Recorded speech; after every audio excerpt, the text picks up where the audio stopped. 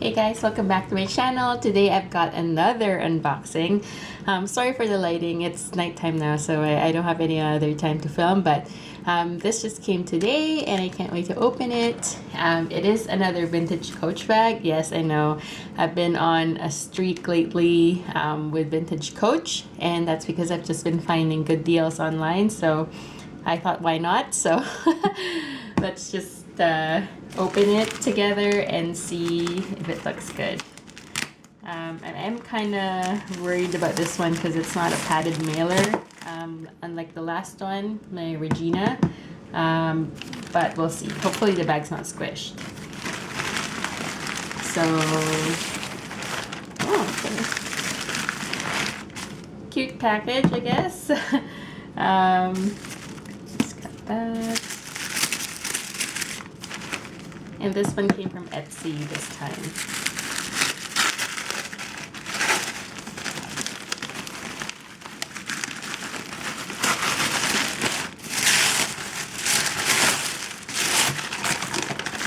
At least she packaged it with craft paper. So that's good. It's a little bit padded. So here she is. Oh, she's big. Okay. So this is the vintage Coach Plaza bag in the large size in black with brass hardware. This was, I believe, not very easy to find because the Plazas weren't made, they weren't made for a lot of years. I think there's only certain years that they were made, so that's why they are hard to find. And the strap is not adjustable, so it's just one long strap. It's got the buckles like the Willis, the big round buckles, and the luggage, not luggage tag, the hang tag over here. It says Coach.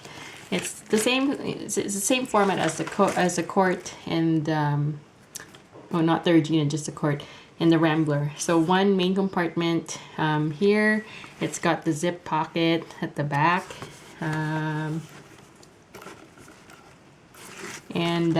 one slip pocket in front. So this is larger than a Court, I can tell now, because the Court, they can't even like do this. Inside there you'll see the Creed. I don't know if you can see, it's a black bag. So there is a leather tab here on the zipper, and that's, I don't think that's original. I think they just put that there to use the zipper easier, but the zipper is original. That's good. It's got the handle like the Court, which I like about this bag. I like the round shape of it, and the back has one slip pocket that is the entire thing here. It's a bit dirty, so I have to clean this and refurbish it, rehab it. The sides here, they're a bit stretched out. I don't know if I can, yeah, maybe I can glue that together, glue it back, I don't know, we'll see, but it's not torn or anything, it's just very stretched. The sides look like they're okay. There's no piping that's not that's bad or anything. It's just needs a clean and condition. So yeah.